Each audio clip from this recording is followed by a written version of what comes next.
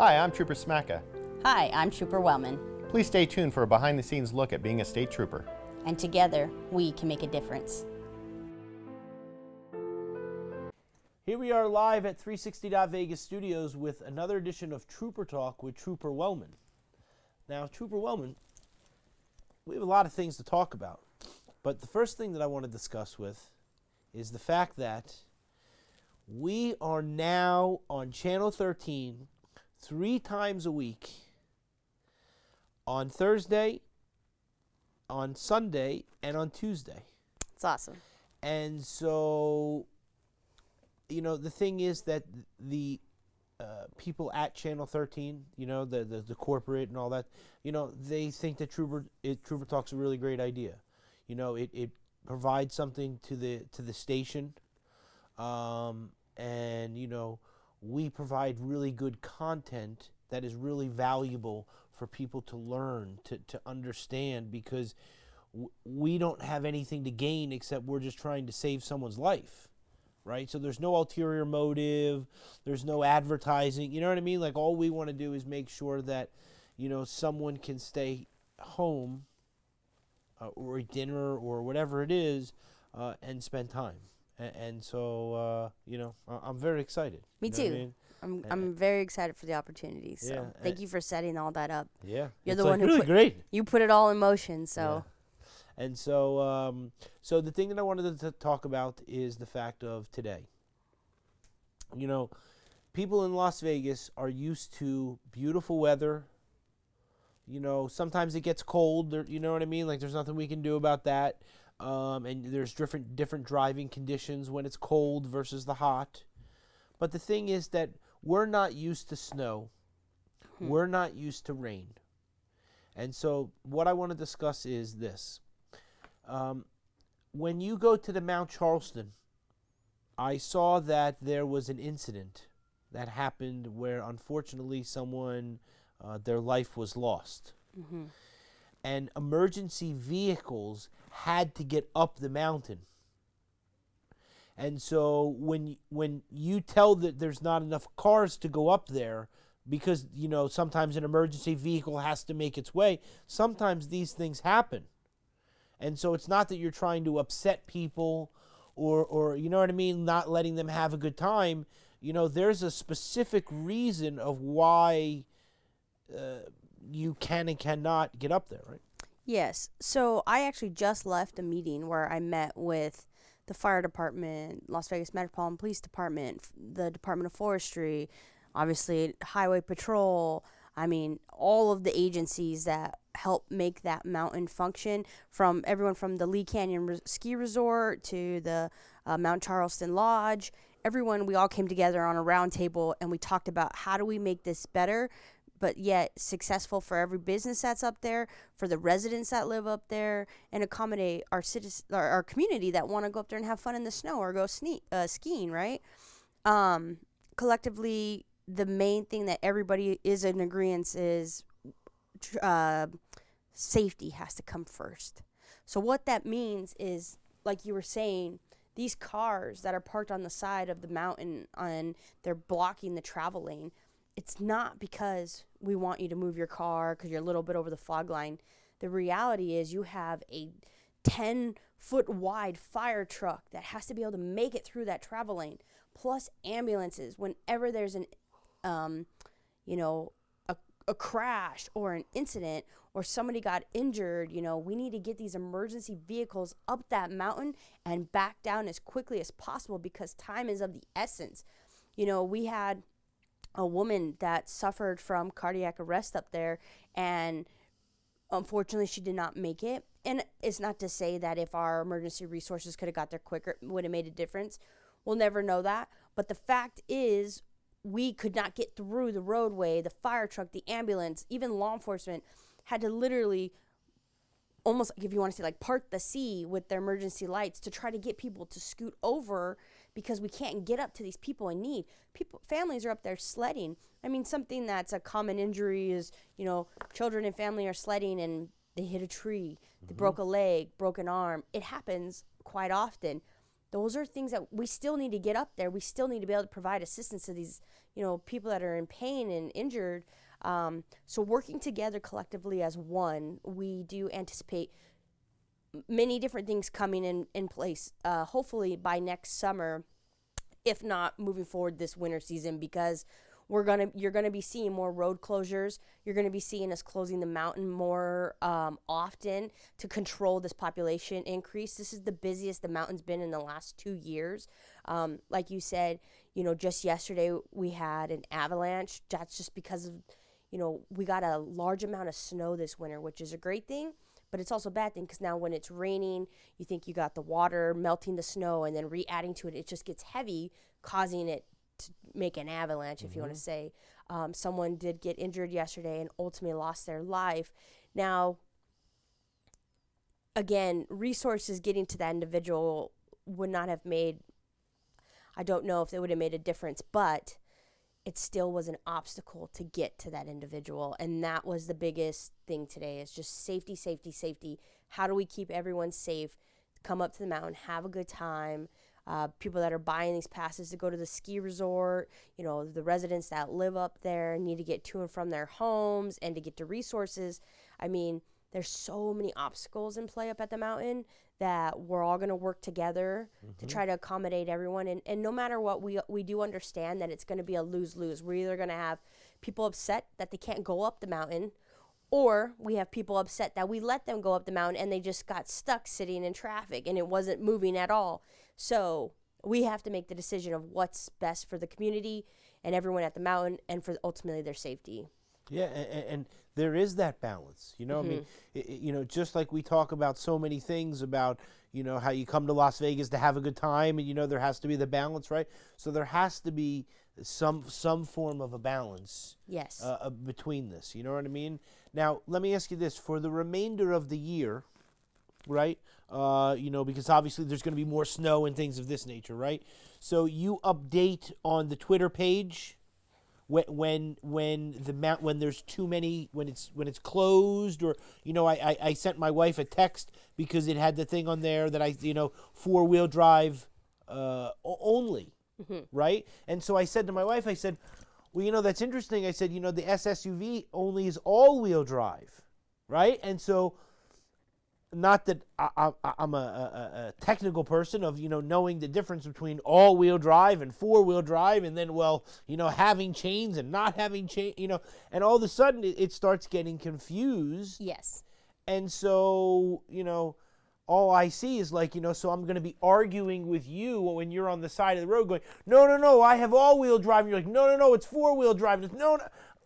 And I'm sure it happens. Correct. So what I would suggest to everyone, and that was, you bring up some great points. Those are other topics that were discussed today. One, we want all of our social media handles to be the same messages. We want unity within them so that we can decrease some confusion. Because I don't want to post on Twitter and update you that, Lee Canyon's currently closed. But then come to find out, Lee Canyon Ski Resort is closed, not Lee Canyon, the roadway. Oh, and so we are all going to work and make sure our communication is pretty tight as it is, but we're going to make sure that we're all posting the same things or sharing each other's social media feeds to get everybody updated as much and as quickly as possible. The other thing we talked about is, throughout the valley, you see the electronic display boards, the electric billboards. So we use those quite often, and we are currently using them now, and they say you have to have 4-wheel drive or chains for your tires, right, to go up to the mountain. And we are checking for that because just as of Thanksgiving to now, which we're just in the beginning of 2023, we've already had to tow, and not towing people out of the roadway, I'm not including that number, people that have gotten stuck or over the ledge because they're not properly equipped to go up there in the mountain. We don't put these things in place just to cause inconvenience to people. It's truly for your safety and because we don't want you to get stuck.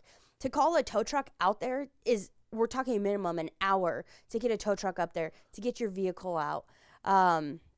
So we want to keep utilizing our electronic display boards for telling you what, needs to be equipped on your vehicle to safely go up the mountain. And we're also, a great suggestion that was brought up today is putting it also in Spanish, because a lot of people are bilingual. A lot of people speak Spanish, here in Las Vegas and in Nevada. So we want to make sure that as it being a secondary language, basically, that people understand. When they get up there, we don't want any confusion. Another thing we talked about was some of the things we're seeing, a reoccurring thing this winter season that we would like the public to try to pay a little more attention is, one, people where they're securing their car keys. So people are leaving their car keys, they're locking them in the car and forgetting, or they're putting it not in a secure pocket and they're out there sledding or snowboarding, and if you fall, you lost your keys. And so, again, trying to call tow trucks up there. One of the problems the troopers told me and the command was that you have a lot of families up there with children, right? And these children are now standing outside of a car and they can't get in, and it's freezing and they're wet. Even just to get a family member to come up there or a friend to bring a car or come get keys or to come get them, they're out there for at least hour plus, and it's just causing more, we just don't want anybody to be in danger. And our troopers can't sit there on the side of the road or put people in our car for long periods of time, because we're dealing with pulling multiple vehicles out of the roadways, crashes, medical emergencies, keeping the roadways clear. I mean, you go on, and everybody is short-staffed. I mean, it's, everywhere right now. So it's not just us.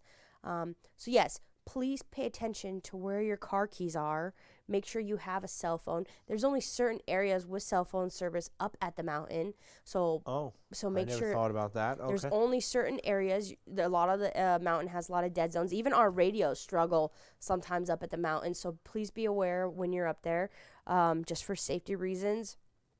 And if you can, take note of a mile marker or a landmark while you're up there, in case something did happen and you have to call 911. It's easier for us to find you and quicker, just because the mountain, it could be confusing when you look around. All you see is trees, and snow. So always look at the landmarks. Make sure you have plenty of water, food. Obviously, dress warm. There's a lot of people that have been going up there, and I don't know if they're just taking family photos or what they're doing, but tell me shorts or something. Yes, so please dress warm, be prepared, because then when you get in a situation where you left your car keys, right? What do you do? You're done. Mm-hmm. You think about you go to the mountain for the day. Maybe you don't bring money, you bring your credit card, or to buy food or something. But the car key is probably a really big deal, and people are very neglectful of that because they're doing so many different things that you don't think about. You lock the key in the car and you're done.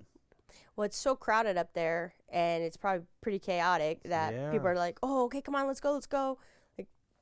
Let's get out there. We've been sitting in traffic for an hour. Come on. It happens. I had a trooper call me last week. He actually had found, because in a weird way, we're like a lost and found up there. He had found someone had turned in some AirPods to him, and those are expensive. And so he had asked me, is there any way to maybe put this on our social media to see if somebody had lost them and we can see if it syncs to their phone or whatnot? And I was like, unfortunately, we can't do that because that would open a whole can of worms. Everybody that's ever lost an AirPod would come and find us. Right. But I did suggest go maybe take into an Apple store, run the serial number and see if they find somebody. But what he said is usually when he's up there, if somebody turns something in, car keys, a cell phone, that he'll just get on his loudspeaker, and as he's driving up the street, he'll be like, did anybody lose a phone? Did anybody lose their keys? Did anybody? And he said 9 out of 10 times he usually finds the owner, but with the AirPods, that was just like a different kind of situation. But yeah, so please be mindful of all your belongings in your pockets as you're going down the mountain. Yeah. So I wanted to talk about that, right? Which I think is I saw that, so it's a very big deal. Obviously, we want to pay respect to the person who lost their life. You know what I mean? We really don't talk very much on Trooper Talk about the mountain and all that type of stuff, but it's a real big relevant thing. And we want to make sure that people go and that they're prepared, and that they're not, don't go to the Mount Charleston at 2:00 in the afternoon and think that you're going to go, drive up there. It's just not going to happen. Correct. We're looking at closures possibly at 11, maybe 12 the latest throughout the day. If you don't get up early, unfortunately, you're not going to have a spot up there. And as people come down, then we will let more people in. But we're not trying to cause frustration or our community to be irritated. I know they just want to go out there, have a good time, experience the snow. But reality is we have to keep everyone safe, and we have to keep those roadways clear, because now we've had too many instances where the fire truck and the ambulances couldn't get through, couldn't get to the ski lodge. Just the other day, they had an ambulance that was actually at the ski lodge and trying to get down to the meadow area. It was quicker for a town unit to get up the mountain versus them coming down because there was so much congestion. And so we're now making, we always make an effort, but like now we're all coming together as one to really make an effort to fix this, because we don't want this to continue. We don't want this to continue year after year after year, because our city is growing. They're building more houses out there closer towards, Lee Canyon and Mount Charleston and all those turnoffs with Sky Canyon and stuff. So it's just going to continue to grow. Yeah. So I agree 100%. So it's good that we spotlight that. The other thing too is, today it was raining. You woke up in the morning, there was rain on the ground, and then people are starting to, buzz down the road again. And then it starts pouring rain, and people forget about that it just started to pour rain, and they assume that it's the Indy 500, and, they're blowing past you at 100 miles an hour. And so it's never the time to speed, but the speed limit is for optimum conditions, right? absolutely. So when it's raining, that doesn't mean increase the speed to more. No, or even possibly go the speed limit, the posted speed limit. You should probably be traveling slower, because you don't know if, we talk about this a lot, but the oil on our highways, we don't get a lot of rain. So when we have oil and slick liquids that come from vehicles, from crashes prior or breaking down, things of that, it all comes to the surface when it rains. And it's it's very slippery. So when you're driving, your traction on your tires isn't going to be there like you anticipate. So just slow down. I don't know if you saw this morning, but we had a road closure on 15 northbound to go 215 eastbound. It's on the collector distributor road. We actually had a semi truck that last night was traveling too fast for conditions, and so when he decreased his speed, he actually jackknifed and he overturned. The semi blocked the entire ramp it happened at almost midnight, so yesterday, and it was full of produce. I'm talking like fruit, mangoes, bananas, everything. And we can't lift that trailer up with a heavy duty tow, because the trailer, it's going to fall through the side, and then we're going to have to clean up the entire highway. So we have to unload every bit of food out of that trailer into a new one, and then tilt the truck back open and get the roadway open. And it was an entire process. I don't think that roadway opened until maybe 11 o'clock today. So we're looking at almost 12 hours that took, and it was blocking a major roadway because they failed to decrease their speed, because it was a slippery roadway. Yeah. And that's what people don't realize, like the roads are slippery, that now is not the time to be speeding and doing these things. You know what I mean? And the road rage, I'm sure, happens because somebody's, somebody wants to drive fast and somebody's in the left lane. You know what I mean? Like all these type of things, right? Somebody driving recklessly startles somebody, gets them worked up, and that's the start of road rage. And I understand road rage, because you get frustrated when someone puts your life or your family's life in jeopardy because of their careless actions. But we have to take a breath, and we have to make sure that we just get away from that vehicle. If you do witness somebody traveling in a reckless manner, please do not hesitate to call 911 or 311, or directly to us. If you want to bypass all of that, the operator, just star NHP. You can tell us where that vehicle is, the description of it, and we'll send a unit over there if we have someone available. We can't be everywhere at all times, so we always appreciate the public's help with being our eyes and ears out there. But if you see that we're about to have bad weather, two things I do every morning when I get up.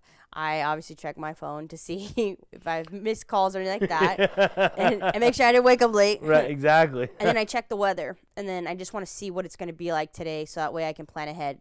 That's just me, because I'm a trooper, because I'm used to it, because of if it's going to rain or if it's going to be cold, I need to dress warmer because I work outdoors. If it's going to rain, okay, right. I need to get, a hat or a jacket, or I just plan accordingly to it.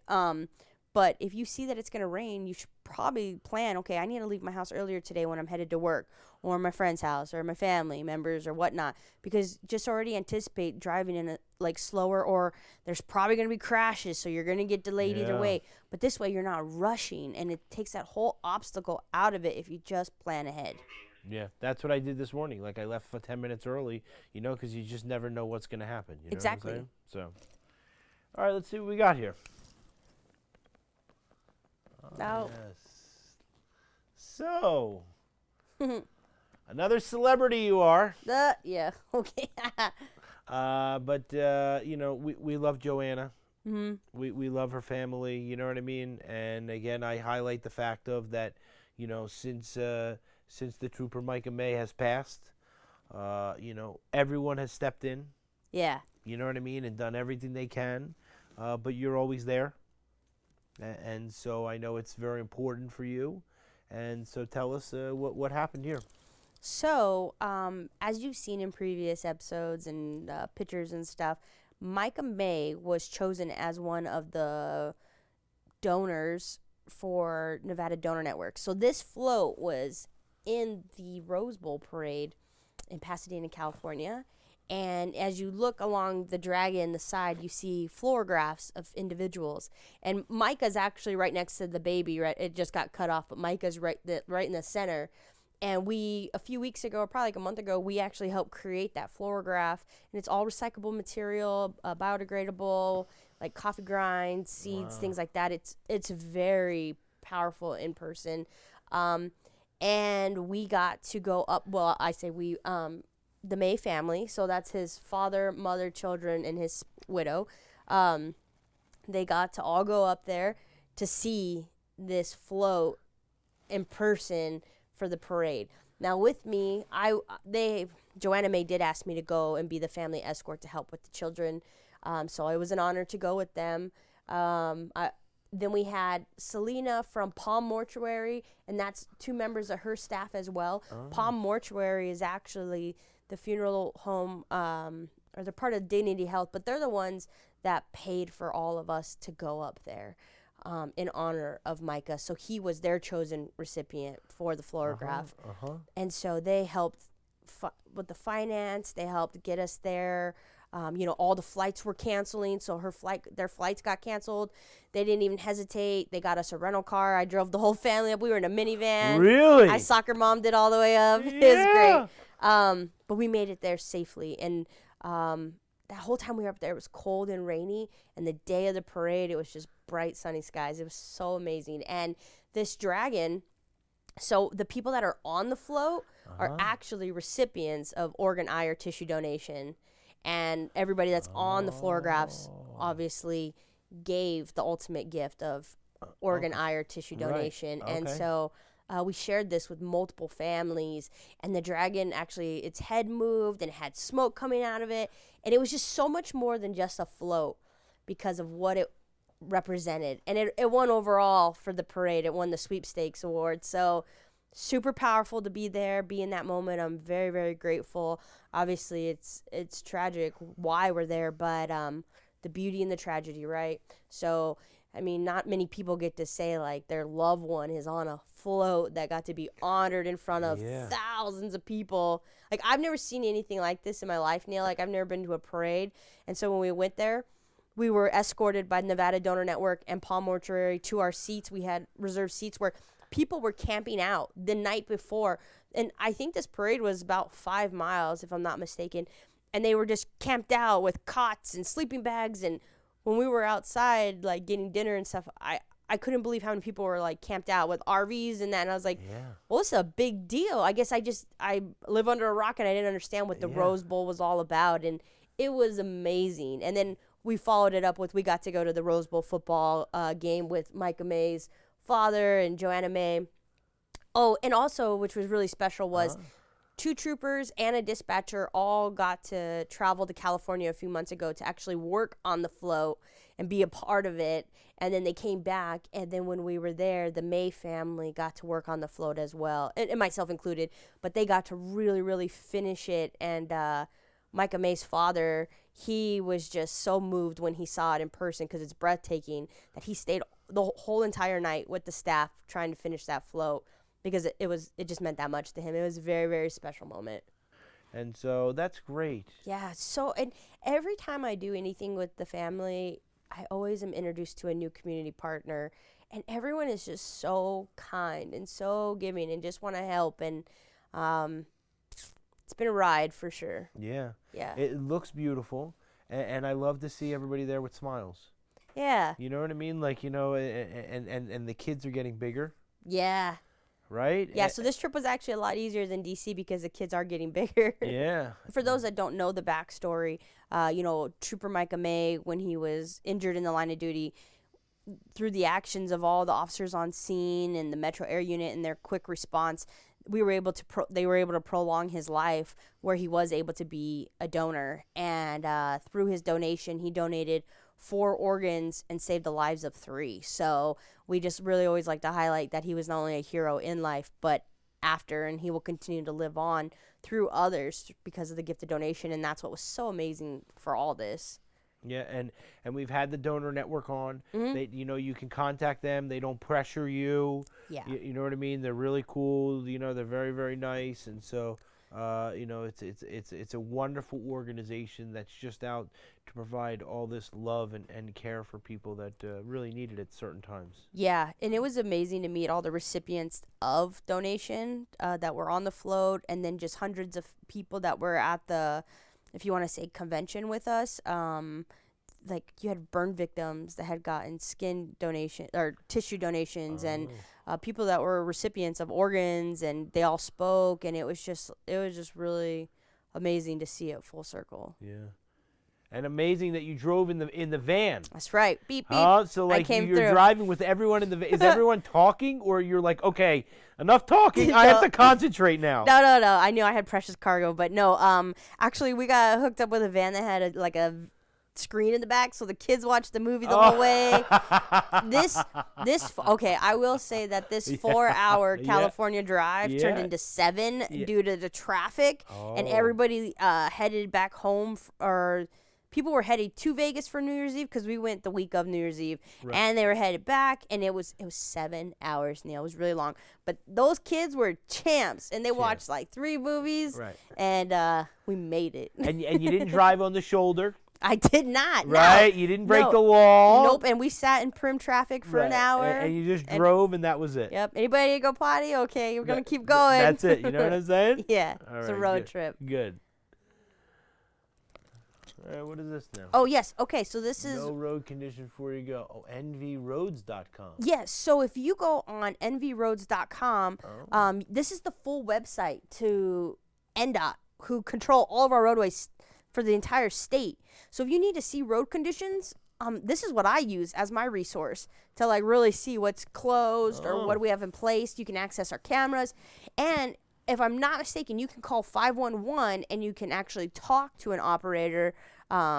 Somebody was just telling me about this yesterday, and you can find out the road closures. I don't know if it's automated and it's already just like a recording, Yeah. or if you talk to a live operator, but I'm guessing it's a live operator because I don't see how they command that. But yeah, 511 for information on our roadways. Okay. So if you're planning on doing a trip, let's say I'm coming from Nevada to California, I can put in there my starting point, and then I put my destination, and it'll tell me how long, the route I'm going to take, if there's any road closures.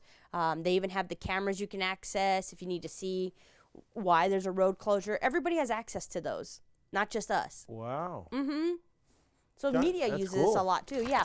So on the right-hand side, when you hit your map legend, you can actually click like mile markers. Waze is, that other traffic app that people use, like almost like a MapQuest. You can do the cameras if you want to access those, the weather stations. I mean, this is what we use. Wow, This that's is pretty what cool. Nevada Department of Transportation uses. Yeah. So I just don't think a lot of people know that this resource is available. So it's really great that you guys put that up. Yeah. Yes. So here's the thing.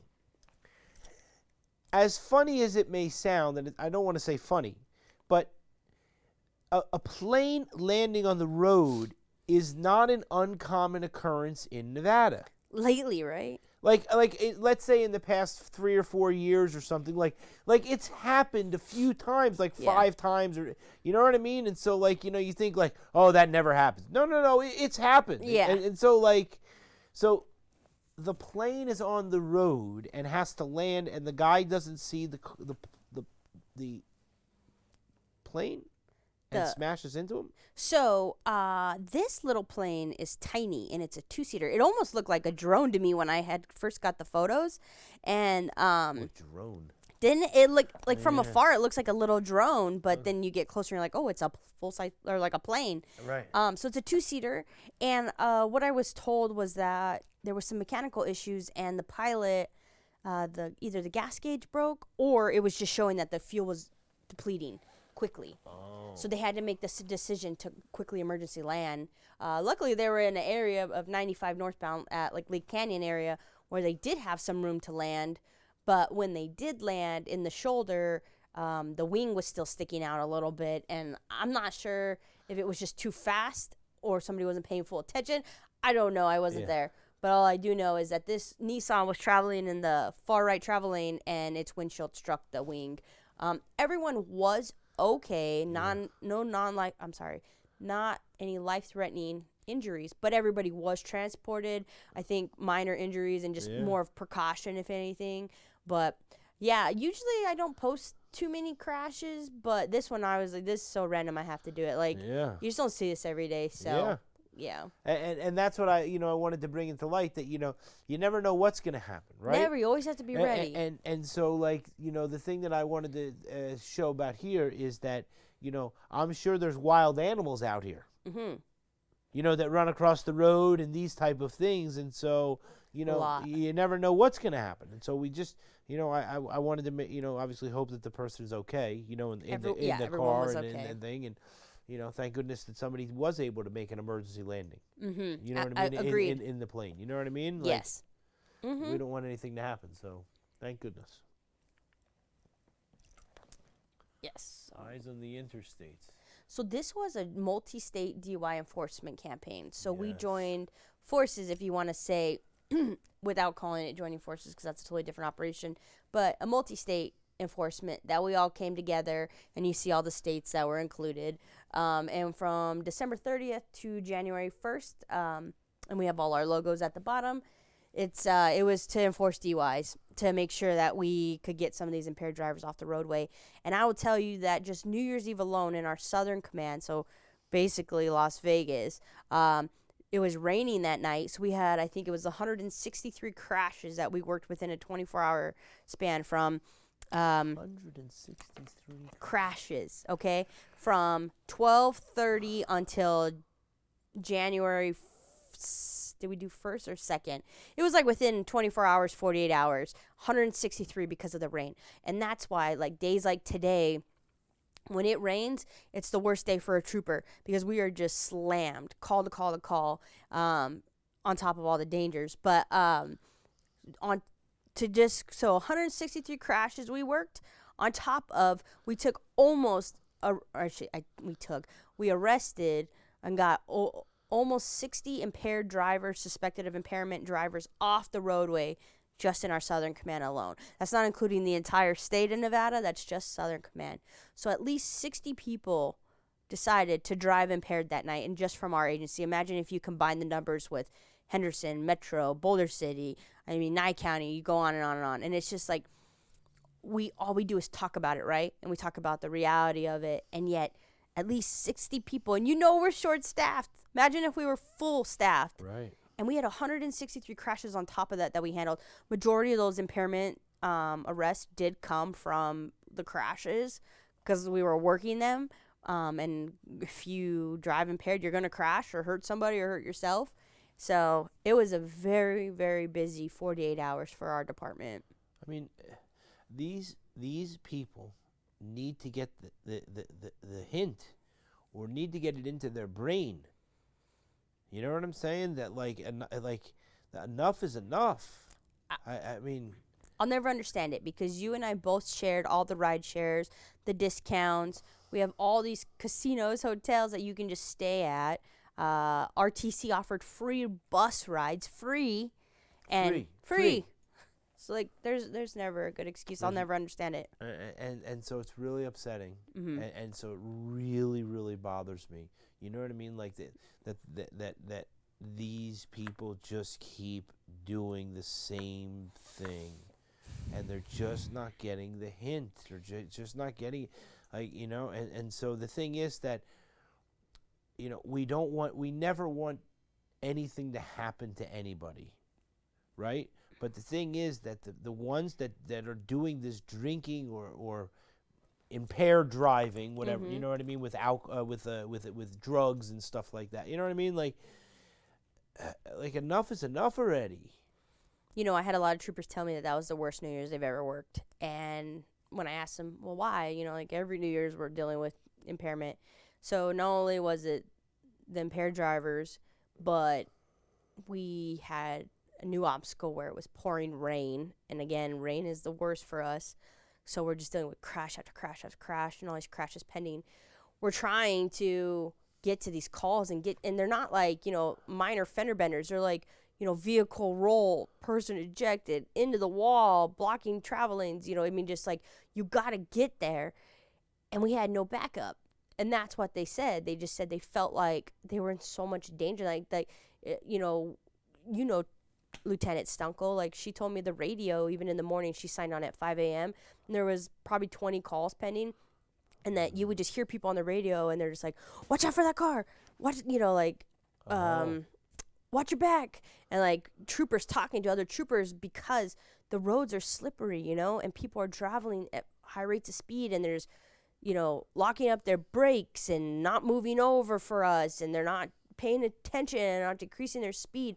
And so troopers felt very, very on edge that night on top of their regular duties. But because of the weather and not having enough units for traffic control, most of these troopers were by themselves trying to shut down an entire highway or multiple lanes, you know, to now work this crash that could have all been prevented because of an impaired driver suspected of impairment. And it's very, very frustrating because they all literally put their lives on the line that night because of the actions of multiple people and not choosing to just plan ahead and not drink and drive or get high or take a narcotic, or, I mean, it goes on and on and on. And it's just very frustrating. Luckily, everyone was okay. But, you know, I've seen so much, and it's frustrating, you know? Yeah. But I mean, this is real. Like, this isn't a story. This isn't something that you're reading about. You know, you're not watching television and like, oh, I don't know, you know, I don't know Lieutenant Stunkel, right? And so, like, you know what I mean? Like I know them on a certain level, and you know them on a completely different friendship level. Yeah. Right? So, like, not to say they're not my friends, but they're friends in a different capacity, where they're able to talk, and, you know, like, but, like, you know, they're able to talk in a different way to you. Yeah. And so, like, so these are friends, right? And so, like, you know, this is a woman that's a wife and a mother. Mm-hmm. You know what I mean? That is a lieutenant for the state police that has troopers that are underneath her, that she cares for, to make sure that those people are safe. You know and so people that are doing this drinking and impaired driving and doing these type of activities are not taking into account everyone that they are affecting. Right. And so it's horrible. Yeah. And so the anger, the frustration, the pain, you know what I mean? All that, it's shared, because it's just ridiculous. I know, like, when is enough enough? Like, enough is enough already. You know what I mean? Like, you know, like I say, you want to die, there's a bridge. Go jump off the bridge. You know what I mean? Like there's no reason to continue with this drinking and impaired driving. Like you said, adding the rain and all this type of stuff. Right. Like, it was just a nightmare for a majority of them. And can you imagine, like, I mean, you can, but I mean, because you know, you hear the troopers talk, which something that we're as the general public not privy to, right? But you hear them at their worst. Yeah. Like we hear the general public at the worst. You hear that, like, you know what I mean? Not to say crying out, but like, like, stop what you're doing. Like there's 50 people coming and they're not stopping. Right. Right. I need another unit like now because, Like traffic is, they're not slowing down, and then you can hear it in the background. It's just like gut wrenching. It's like a horror movie. Right. And you just want to get there for them. And if you're stuck on another call, it's like, oh my gosh, I can't leave my spot because I'm protecting these people. Like ultimately we just want to help people. But when you are creating chaos that all could have been prevented, that's when it's frustrating. Yeah. So we need to get more people, right? NevadaStatePolice.com, right? Nevada Let's State tell Police, everybody, right? Yeah, NevadaStatePolice.com. I mean, it's an amazing career, and we need you. I mean, everybody needs staffing right now, but, our community needs us. And if you've ever had that drive to protect and serve your community and you want to make a difference and be that difference, then come do a ride along with us. That's what I would suggest. Everybody come do ride along, right? Do a ride along. Walk in our shoes. See if it's something that you have a passion for. Because it's not for everyone. I'm going to be real with you. But those that it is for, it's a calling. So come do a ride along with us and see what it's about. And if you have any questions, you can always contact me. My information's online. Or if you go to NevadaStatePolice.com, we have a live recruiter on there that monitors it, and you can ask him. His name is Officer McClarty, and you can ask him any question you want. Pay, benefits, what does it entail? What's the testing process? What's the academy like? He's even had people come down to our academy recently and do a tour watching the cadets in the academy. They got to see what it was all about. Okay. They practiced the physical fitness outside all the time. And it's all low stress. Like we prior to getting in the academy, of course, but he wants you to succeed. He wants you to join us. So if you feel like you're not physically fit and that's going to be an obstacle, come work out with him. There's no pressure. He's not going to scream at you or anything. He's going to actually motivate you and be like, come on, I'm going to jog with you, or this is how you prepare for your push-ups. Like, he's helping prepare you to test so that you can be successful. Yeah, and with the Nevada State Police, you can do many different things, from all the way down from the Capitol Police to the parole and probation, and and all that stuff. So there's many different things in the career. Yes, multiple divisions. Multiple divisions, right? Yep, and we have a take-home car. We're the only police agency here in town that has a take-home car, so that's a huge incentive. We did a study years ago that it broke down to about $10,000 a year you're saving in wear and tear in your personal vehicle, from tires to oil change to gas, you name it. You sign on right from home and you sign off from home, and that's what's nice. You're saving that drive time to and from, changing out. It's all from your house. So and the ride along is very simple, right? So they come down, they meet somebody, they maybe fill out some paperwork or something that you fill out a ride along packet, and just pending a background check, we just have to make sure that you're not a bad person. Yeah. Right. Or like a murderer or something. You can't have any outstanding warrants, I will tell you that. But as of, now, most of those traffic warrants and everything are gone. Can't have any outstanding No warrants. outstanding warrants Okay. for your arrest. And just depending on your criminal history, but majority of people can do it right along. So just come on down. It doesn't hurt just to find out if you're eligible for it. You can come down to our station on Decatur and Sunset. It's 4615 West Sunset Road. Or you can go online and you can message me or the recruiter or any one of us, and we'll be happy to send over a ride-along packet so that you can just electronically send it over, and we'll get you set up. Yeah, and that's something that we never talked about before, so that's good that we talk about. Yeah, I highly recommend ride-alongs. All right, so speeds this fast will have fatal consequences. 112, 113. I'm trying to remember when I posted this. It was on a holiday weekend. Why do I want to say it was like Christmas weekend, or it was that week. So the week of like Christmas Eve, all that. 131 miles an hour. I mean, you are flying. I'm surprised the front end of that car didn't lift up. Yeah. I mean, Disgusting. People don't. I don't think people take into account. They say, "Oh, my car can do this." Like how fast that actually, like that, you are just going. When I went and worked NASCAR last year, If you look on our social media, we had made like a little funny video where, and it wasn't even our radar gun. It was somebody that was like, the people that chill in their RVs and they have like their radar guns and they not tailgate, but kind of tailgate with NASCAR. I'm not super educated. I don't know what it's called. But anyway, there's all these people out there in the pit area in the middle with their RVs. And so we were going around just talking to people.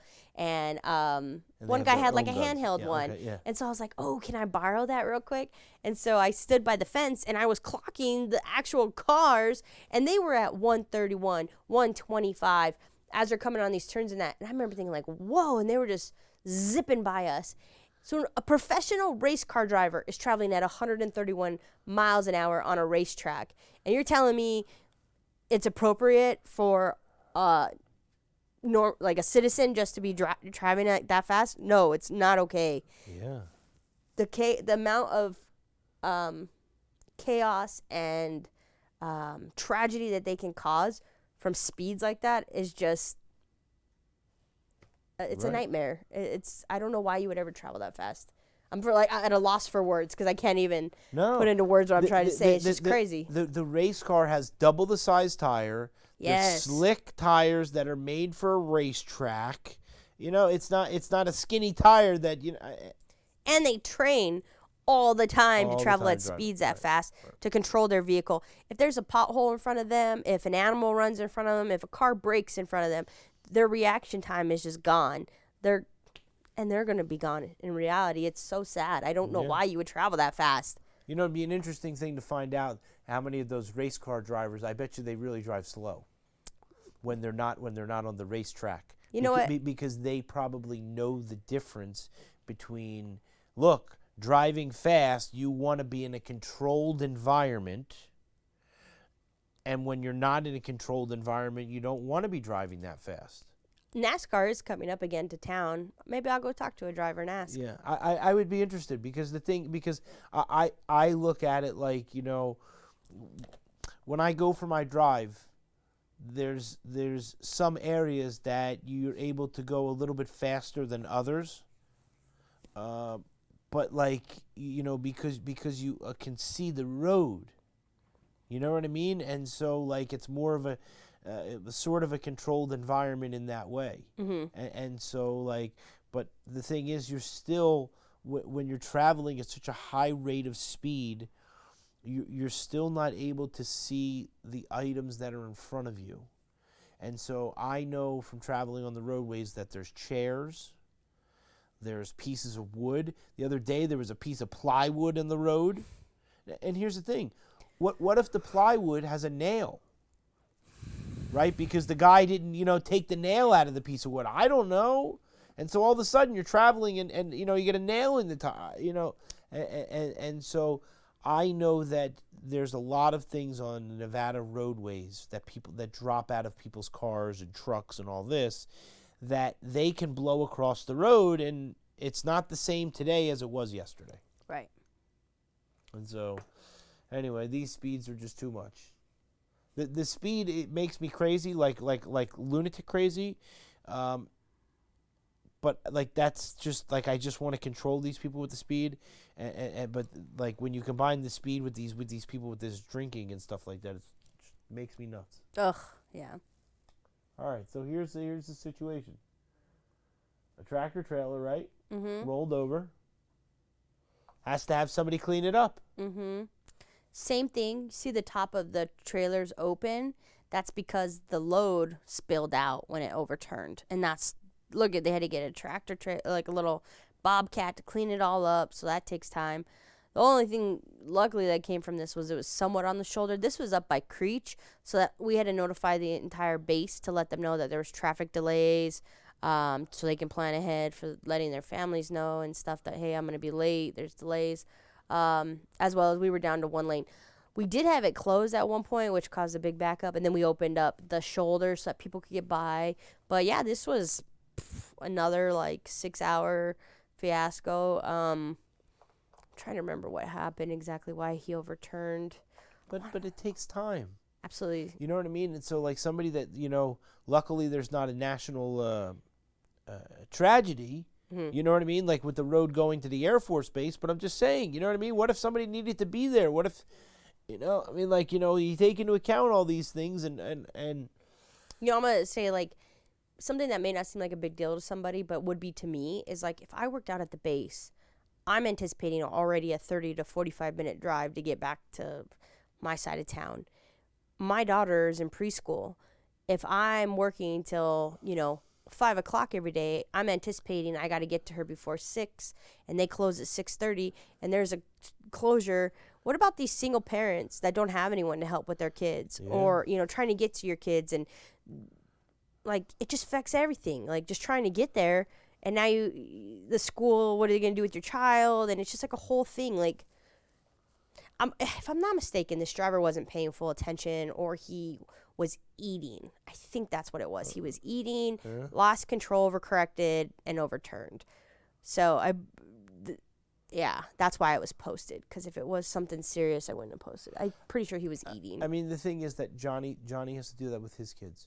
You know what I mean? And the guys that work for me, they have their kids and they put them into champions or these things with these different types of schools that they have to stay a little bit later. They have to pay, whatever the dollar amount is, for the, to stay an extra half an hour, you know what I mean? And all these things, and they have to, like you're saying, they have to have them out by a certain time, so like all this is just putting more pressure. And so, and then all the resources that are delayed, everything. But we always talk about like, people aren't going to make it to work on time or to their destination. But, we don't really talk about like, what about childcare? Things that are really affecting somebody to get to their child if their school's closing, or now they have to pay more money for them to stay late, and just all these different resources, all things that could have been prevented if people would have paid full attention.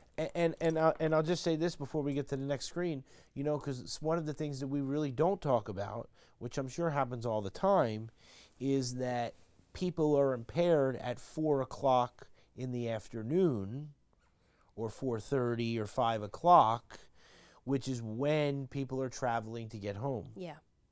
You know what I mean? And Yeah. so for whatever reason, maybe they got drunk all day at work, or who, you know what I mean? Whatever. Just don't put yourself in that situation. Don't put yourself in that situation. Oh, Oh. school police. 129. But look at that. They're on the freeway. On the freeway with his little motorcycle. Right? Sergeant Campbell. Right? Joining forces. We love these guys. Are there any women on the joining forces?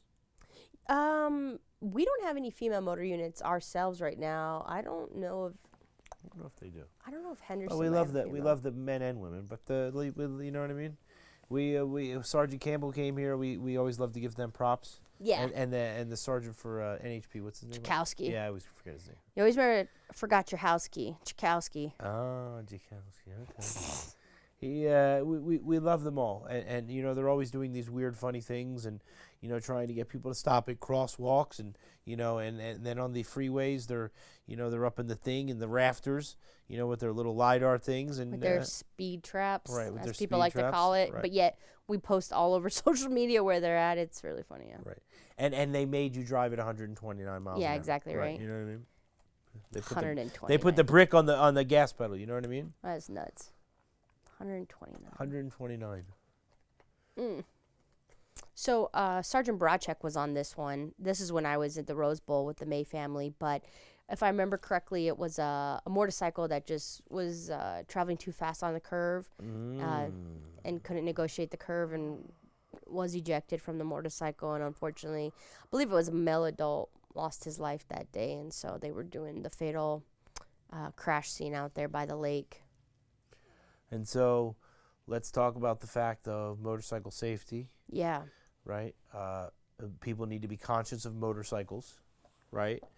They need to be back a little bit away from them. They're not like a car, you know what I mean? And don't tailgate, and do all these type of things that are No motorcycles. protection. And so the motorcycle people also need to show us a little bit of, I don't know if it's respect or whatever it is by Courtesy. not cutting in the middle Yeah. of the lanes there. You know what I'm saying? Yeah. But, Yeah, with this one, what I would say, excuse me, is that if you're not familiar with a road, well, you shouldn't be speeding in the first place. But if you're not familiar with a roadway, just maybe decrease your speed even more. So that way, if you are coming up on a curve, if you don't know if a curve's coming up, just ride with caution, you know, drive with caution at all times. You don't want to see those. You don't want to see those things behind you when you're not in the planet anymore. A man found asleep behind the wheel of a stolen car is accused of ramming 2 police cruisers. So this individual was quite, actually Trooper Brems was one of the troopers that he rammed. Yeah, her car got some pretty good damage on it, and then another trooper's car got rammed, but they did get him in custody. It was a small pursuit.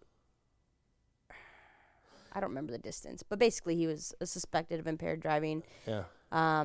And they got him in custody and, got him off that roadway and wasn't a threat to anybody else after that. But, he rammed 2 of our cars. They were trying to get him stopped. And let's just talk about that very quickly, okay? That, like, we know the troopers, we know they're strong, and, you know, the perception of, you know, all this stuff. But a person ramming your car, you know, I mean, it's, I don't know if it's like seeing a dead body or something, but I'm just saying it's like, it's not a normal occurrence that a person is coming to you and smashing into your car. Right. Like you process it, but you don't process it at the moment because your adrenaline's going. And then after everything's said and done, you're like, oh, whoa, that just happened. Like, you feel very grateful when you walk away from it. But one trooper did get hurt. He hurt his finger in this situation. But, I mean, it could have been way worse. But we had to get him stopped, right? No, that's what I'm saying. I mean, you got to do your job, but it's like, you know what I mean? There's like, and you know, I mean, I don't know. It just aggravates me. You know what I mean? Like you know, like they put people's lives. They are so reckless about their own life that they don't care who they hurt for their own life. And so the difference is that we love the troopers and that they're so wonderful and they're so polite and all this type of stuff. We see them on this side. We don't see them on the opposite side, right? So, okay, fine. You know what I mean? But, like, ramming a police car. Okay, the phlebotomist. So the reason I wanted to bring this up is because we love Sergeant Whitmarsh. And one day he's going to come in here and let me film him. Okay. You know what I mean? But the thing is that, you know, the DUI thing for the Nevada State Police, you know, you have that machine and stuff like that that's in the back of the car and stuff. And so, you know, it's a real deal and it's a really big problem for somebody that they have to have a phlebotomist drive around with them. Okay, so what this is when we had the DUI strike team, we had members with Highway Patrol that were part of this multi-agency DUI strike team.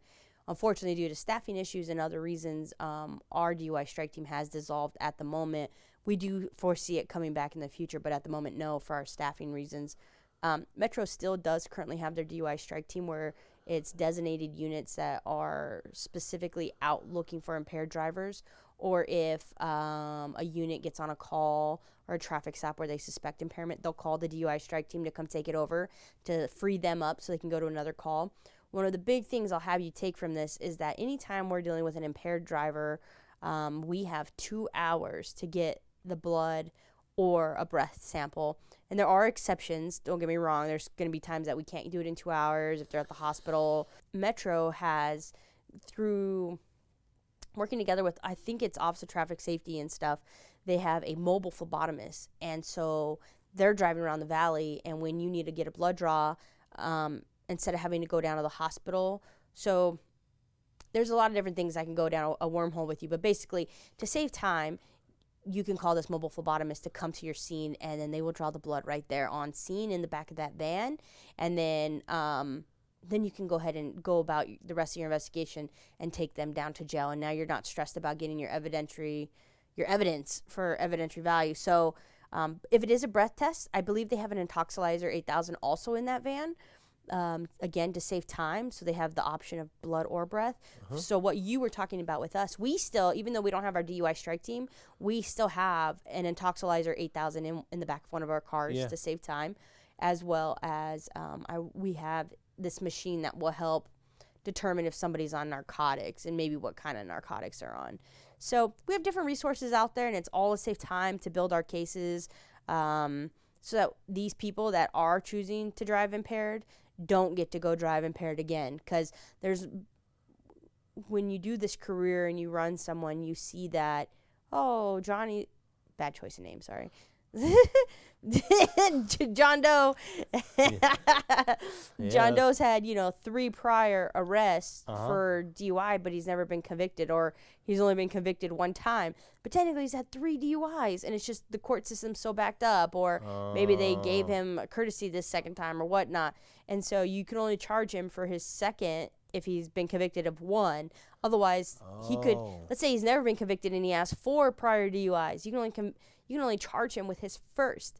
And it's all categories: misdemeanor, gross misdemeanor, felony. That increases the fines, increases the category of it. So if you get 3 DUIs in 7 years, you lose your license for 6 months. So we don't want these individuals on the roadway, because we don't want it to be like a slap on the hand. Yeah.